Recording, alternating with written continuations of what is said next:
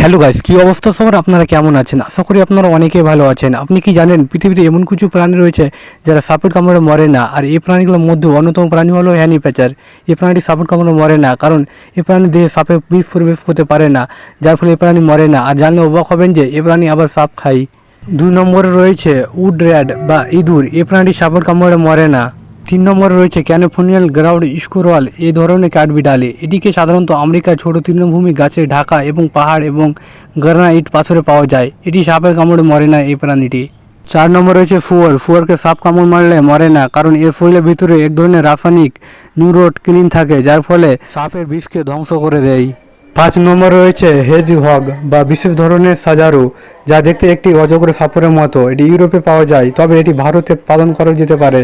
দেখতে ছোট এই প্রাণীটি খুব সাহসী, একে সাপ কামড়ে মারলে এই প্রাণীটি মরে না। 6 নম্বরে রয়েছে মঙ্গুজ বা বিজি। এই প্রাণীটিকে সাপের কামড়ে মারলে এই প্রাণীটি মরে না।